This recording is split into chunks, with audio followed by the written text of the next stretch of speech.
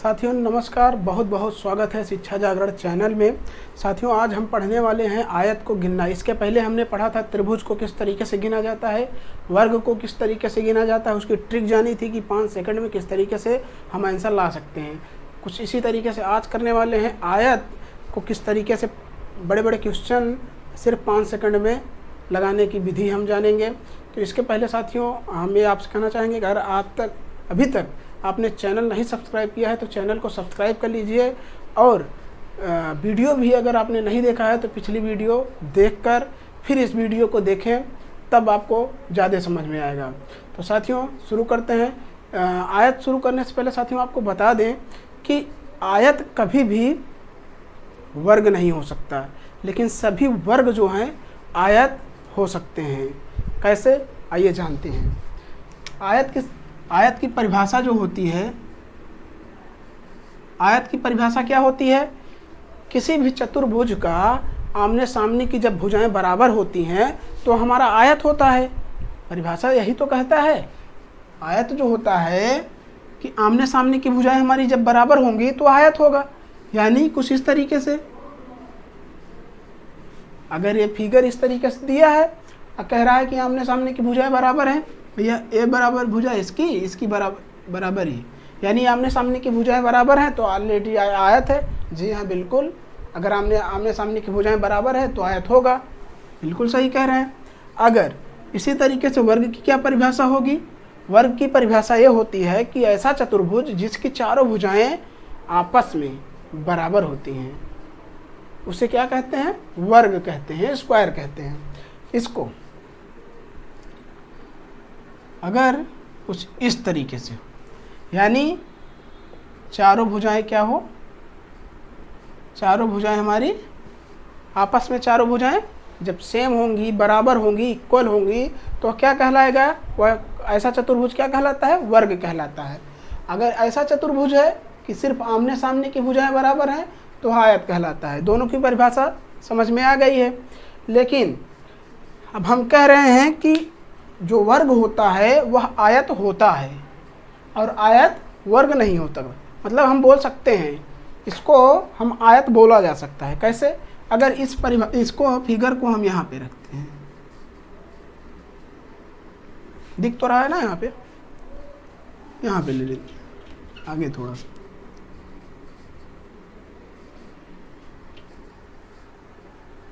यहाँ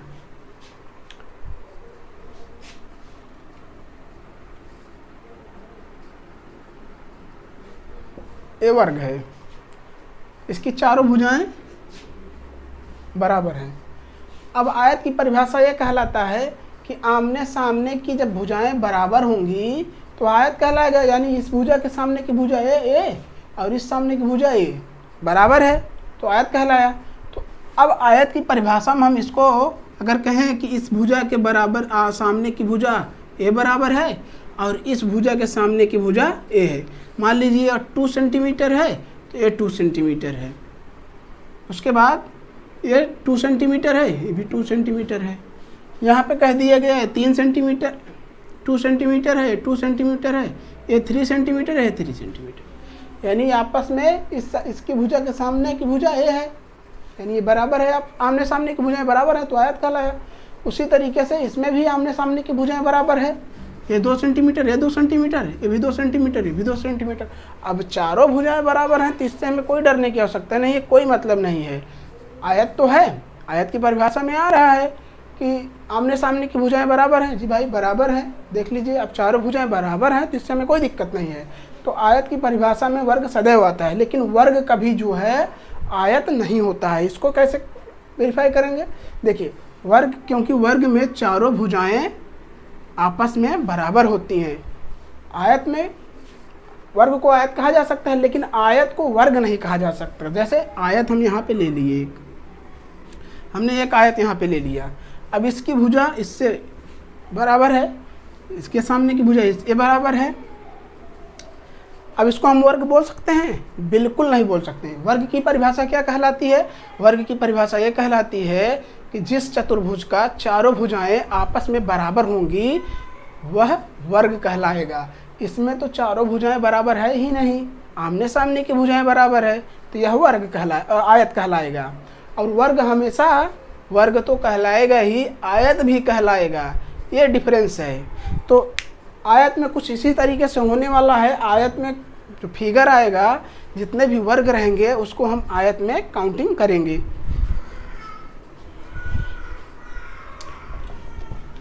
यहाँ पे हम देखते हैं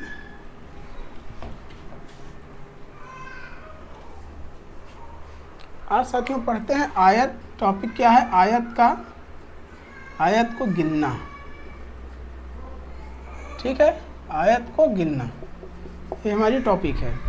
अगर हम आपको बताएं कि वर्ग में हमने बताया था कि आकृतियाँ जब सममित होती हैं या असममित होती हैं उसकी अलग अलग ट्रिक होती है। जब सममित होती हैं तो उसका स्क्वायर करके ऐड करके तब हम निकालते हैं। असममित होता है तो उसको हम एक एक कम करते जाते हैं, इस तरीके से। इसके बाद आयत में क्या होता है? सममित या असममित की कोई बात नहीं होती है। आकृति चाहे सममित हो या असममित हो, उसकी एक ही ट्रिक है, यहाँ पे हम बता रहे हैं।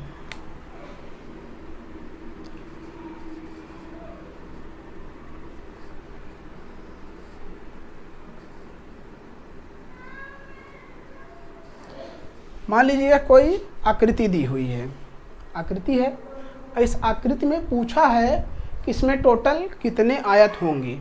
यानी प्रश्न है कि इस दिए गए चित्र में कुल आयतों की संख्या क्या है। ठीक, दे दिया कि दिए गए आकृति में संख्या क्या है। अब इसको हम कैसे निकालेंगे? अब हमने पढ़ा है कि सभी वर्ग जो है सभी वर्ग आयत होता है। यहाँ पे देखिए 1 2 3 4 और एक बड़ा वाला, यानी एक बड़ा वाला, ये भी तो वर्ग है। यहाँ पे 5, 1 वर्ग 2 वर्ग 3 वर्ग 4 वर्ग, एक बड़ा वाला, टोटल सभी को मिला के 5 वर्ग, यानी 5 वर्ग बना है। 5 वर्ग है यानी 5 आयत तो ऑलरेडी होगा, जितने वर्ग हैं उतने आयत तो होंगे। तो आयत 5 यहाँ निकल के आ गया, 5 तो आ गया। अब कितने आयत और बनेंगे? यानी 1 और 2, 1 और 2 को हम मिला देंगे, यानी 1 ए है 2 ए है। इसको अगर हम एक काउंट करेंगे, ये चीज़ें आयत बन रहा है ना। देखिए आयत बन रहा है क्योंकि आमने सामने की भुजाएं बराबर हैं, इसकी भुजा इसकी भुजा, बाकी ये दोनों भुजाएं मिला दें, ये दोनों भुजाएं मिला दें तो बराबर हैं। तो यहाँ से एक आयत निकला, 1 और 2 को मिलाने पे 1 आयत, यानी छठवां। 5 आयत तो बन गया, छठवां। फिर उसके बाद 3 और 4 को जब मिलाएंगे तो एक 7वां बनेगा। उसी तरीके से 1 और 3 को जब मिला देंगे, 1 और 3 को, ये देखिए आयत बना है 1 और 3 तो 8वां। 2 और 4 को जब यहाँ पे मिला देंगे, 2 और 4 को तो 9, तो 4 आयत यहाँ पे और बनेंगे, 5 4 9, यानी हमारा 5 तो ये वर्ग कितने बनेंगे? वर्ग तो 5 बनेंगे, इसमें वर्ग 5 बनेंगे, लेकिन आयत कितने बनेंगे? 9। ये 4 बन रहे आयत जो हम पहले नहीं जोड़ते थे। ठीक है, तो ये कुछ हमारी इस तरीके से है। लेकिन अब गिन रहे हैं हम तो कम से कम 1 मिनट 2 मिनट तो लग ही जा रहा है। हमको आंसर कितना निकालना है? सिर्फ 5 से 10 सेकंड में लगाना है। 5 से 10 सेकंड में लगाने के लिए कौन सी विधि अपनाएं, कैसे अपनाएं? मान लीजिए तो छोटा है, इसको हम फटाक से गिन लिए 1 मिनट 2 मिनट में। लेकिन इसी तरीके से अगर कोई बड़ा हो, कुछ इस तरीके से हो,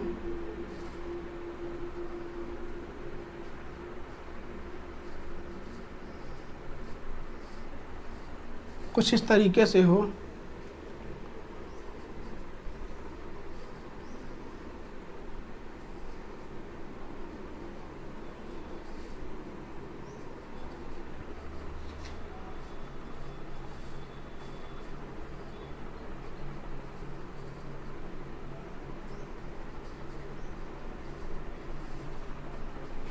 कुछ इस तरीके से हो, कुछ इस तरीके से हो, तब आंसर कैसे लगाएंगे? इतना गिनने में तो बहुत टाइम लग जाएगा। तो इसकी एक ट्रिक है, और ट्रिक क्या है कि देखिए यहाँ पे अब सभी मिटा देते हैं।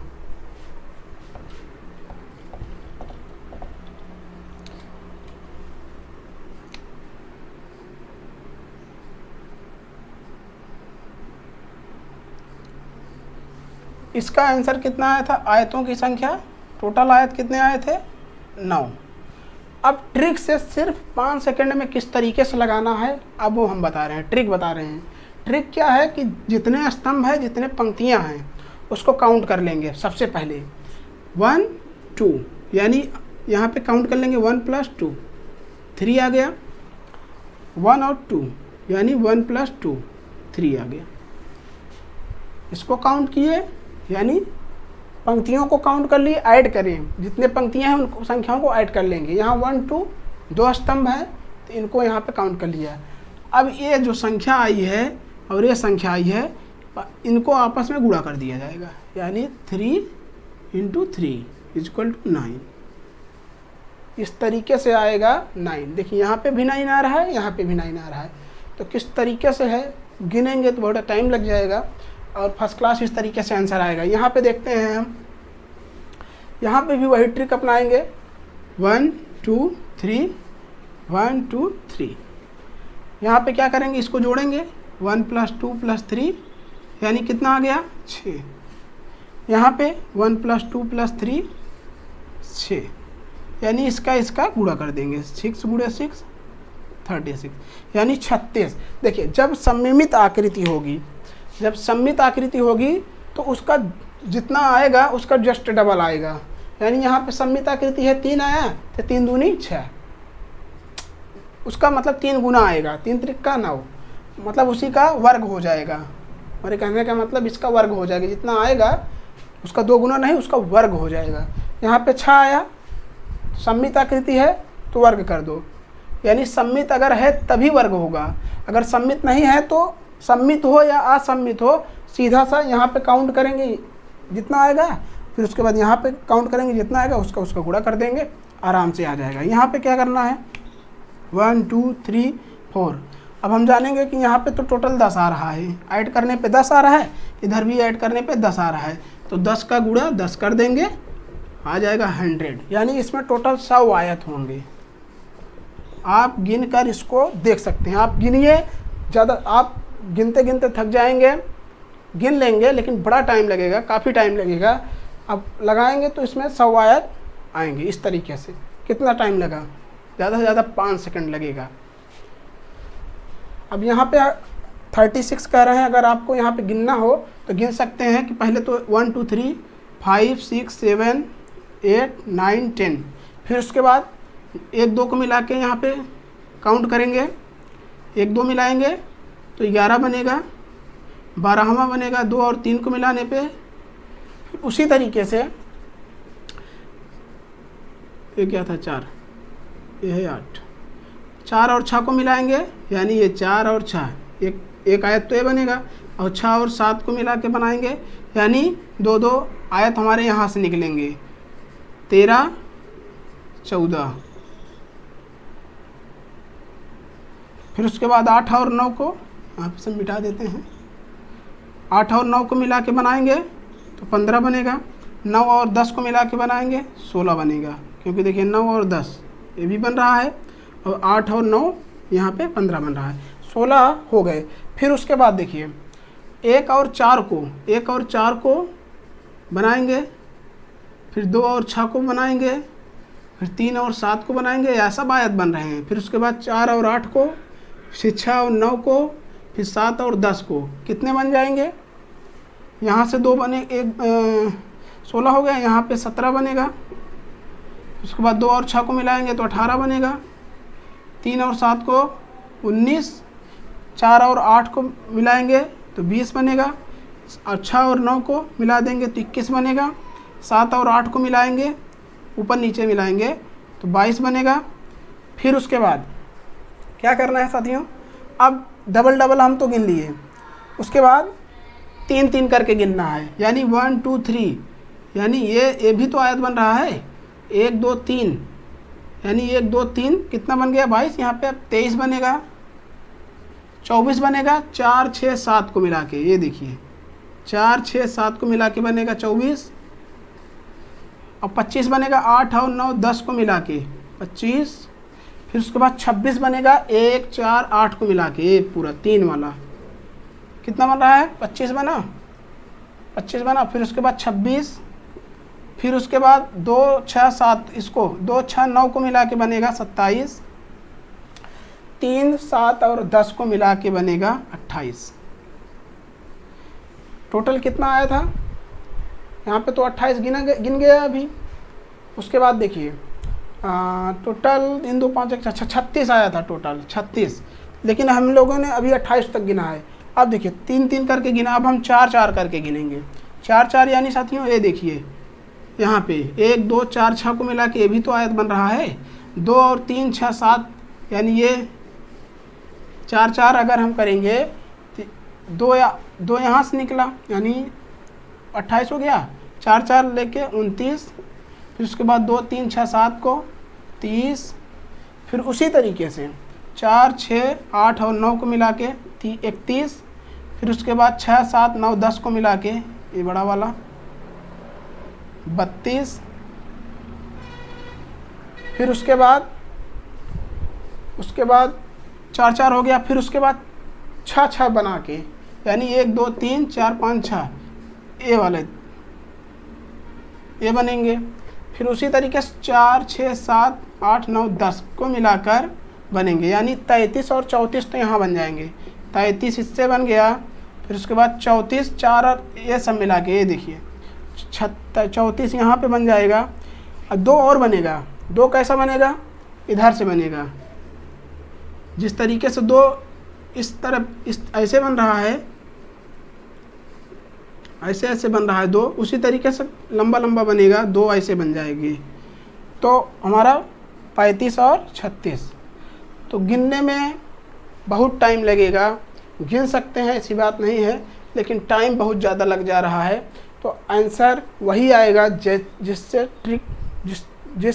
ट्रिक से आंसर हम लगा रहे हैं उसी तरीके से। तो ऐसे गिनने की आवश्यकता नहीं है, सीधा सा आप ट्रिक अपनाइए और आंसर सिर्फ 5 सेकंड में दीजिए। इसके बाद आता है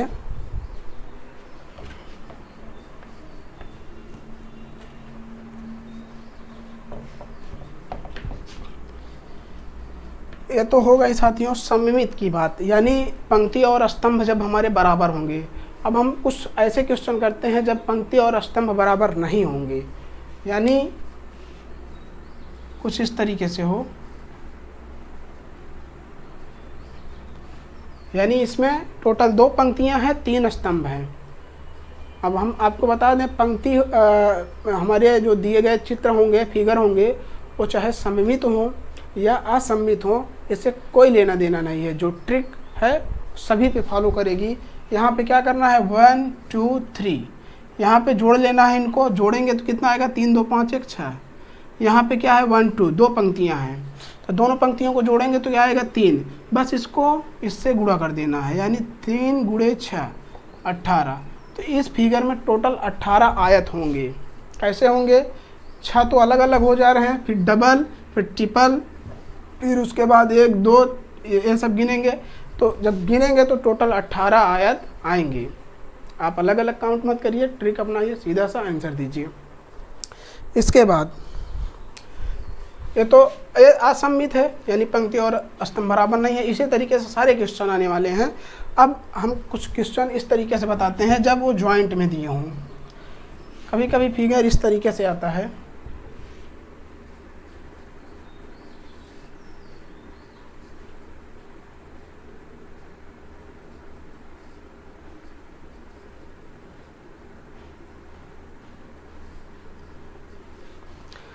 कुछ इस तरीके से फिगर है। जब इस तरीके से दिए जाएंगे तो कैसे लगाना है, अगर देख लेते हैं कि जब ज्वाइंट वाले होते हैं।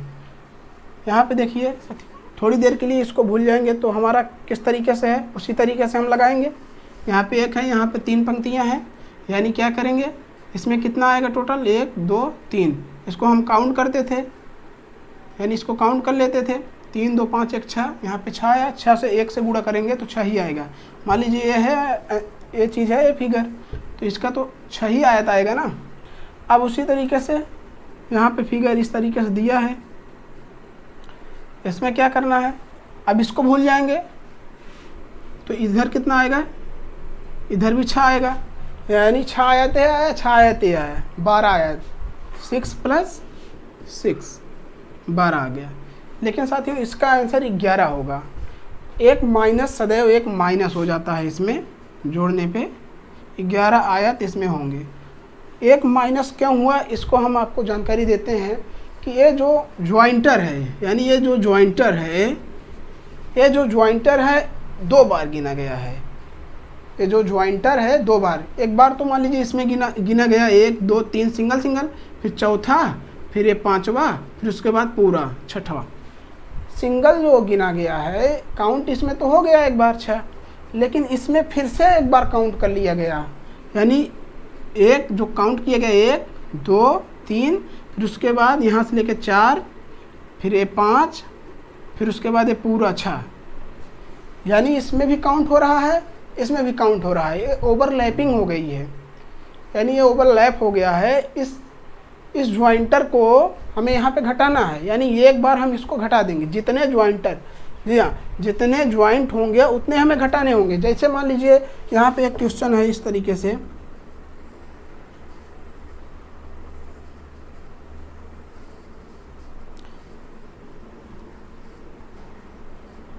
कुछ इस तरीके से है या कुछ इस तरीके से है। पहले इसको बता देते हैं। जैसे मान लीजिए कुछ इस तरीके से है, यहाँ पे क्या करना है, कितने ज्वाइंटर है, ये ज्वाइंटर है, ये ज्वाइंटर है, यानी इसमें 2 ज्वाइंटर है, 1 2 3, यहाँ से कितना आएगा, 6 आएगा, यहाँ से टोटल 1 2 3, यहाँ से भी 6 आएगा, यहाँ से कितना आएगा 1 2 3, यहाँ से भी 6 आएगा, यानी 6 + 6 + 6 18। लेकिन माइनस कितना हो जाएगा, 2 ज्वाइंटर है तो 2 बार माइनस हो जाएगा, यानी इस फिगर का आंसर टोटल 16 आएगा। इस तरीके से कभी कभी साथियों क्वेश्चन आ जाता है आयत गिनने में, आयत के फिगर में कभी कभी इस तरीके से आ जाता है जिसका कोई मतलब नहीं होता है। जैसे एक फिगर दिया गया है कुछ इस तरीके से,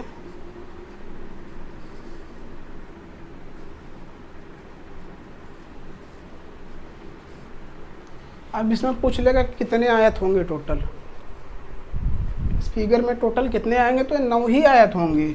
इससे हमें कोई मतलब नहीं है, इस साइड से हमें कोई मतलब नहीं। यहाँ पे 1 2, यहाँ पे 1 2, 2 1 3, मतलब यहाँ पे 3 आया, यहाँ पे भी 3 आया, 3 का 3 से गुणा कर देंगे, 9 हमारा आंसर, यानी 9 आयत होंगे इसमें।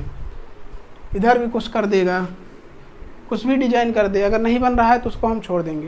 तो साथियों आपको आयत गिनने की क्लास कैसी लगी, हाँ एक बार और बता दें कि आयत में जो ट्रिक है, चाहे वो सममित आकृति हो या असममित हो, यानी पंक्ति स्तंभ बराबर हो या ना हो, आंसर इसी ट्रिक से लगेगी।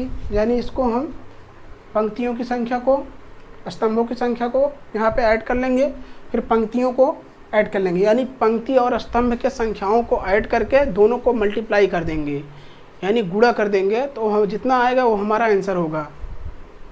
बहुत बहुत धन्यवाद साथियों, और इस वीडियो को अधिक से अधिक शेयर करिए और कमेंट करिए कि यह वीडियो आपको कैसा लगा।